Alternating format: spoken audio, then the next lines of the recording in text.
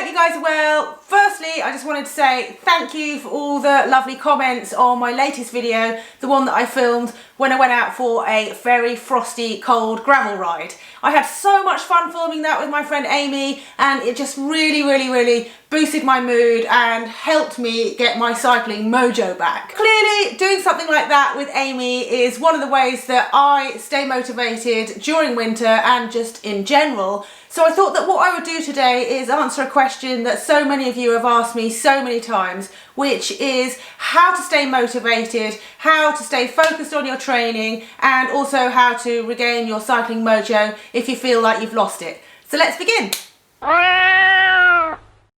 So all of these tips are slightly different, but these are all techniques and things that I use in order to get out on the bike and keep myself motivated to ride. Obviously, cycling itself is a huge privilege, so I kind of feel weird even saying that I need to fool myself into wanting to go for a bike ride. I mean, the fact that I can just spend leisure time riding a bike is pretty awesome. But let's face it, you know, sometimes it can seem not that appealing when it's cold outside, or if you're feeling a bit down, or, you know, if you're short on time. So hopefully these tips will make sense to you within that context.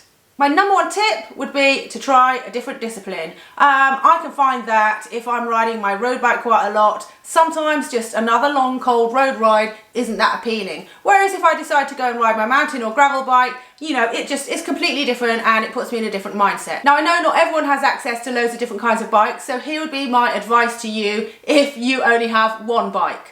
You can go along to a demo day or call up your local bike shop and see if you can go and demo a different kind of bike. It's often really possible. Say you want to try a gravel bike because you've never ridden one before, have a look at what gravel bikes your local bike shop stocks and ask them if they will let you demo that for the day. You could go to your local mountain bike trails. They often hire out mountain bikes at trail centres, so you could just do that for a few hours. There are loads of different possibilities, so that would be my number one tip. Just try something totally different. Tip 2, this one concerns getting out of the door when it is not looking particularly appealing. I like to, where possible, prepare all my kit the night before. There are various things that are absolute essentials, things that I have to do before I go for a ride. I can do a video about that if you want. But what I do is I do all those things the night before, get all my kit ready the night before, then in the morning when I've got to get up and go, if I don't, then I've wasted all that time. And I see the pile of kit sitting there and I think, just put it on and go. So yeah, tip 2, get prepped. Tip 3, so this goes back to the beginning of the video where I mentioned going for a ride with my friend Amy. If you arrange to meet a friend, not only does it make you feel accountable, so you're going to show up because you don't want to let them down, it also makes the ride more fun. So if you are short of riding buddies, go onto Facebook and have a look for local groups. I'm a member of various different women's mountain bike groups, and I have met friends and riding partners from all of those. You could join your local cycling club or look for a breeze ride. There are loads of different ways that you can find someone to go for a ride with if you don't immediately have someone.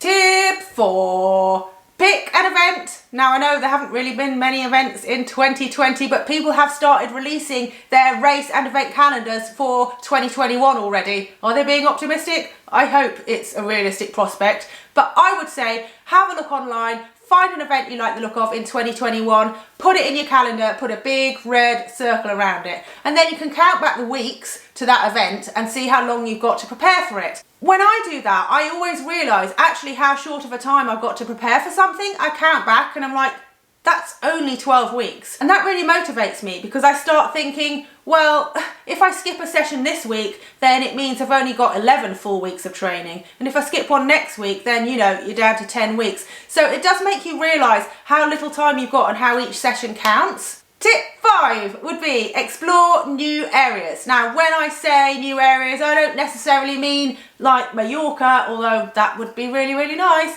But, you know, you can explore new areas to you near your house.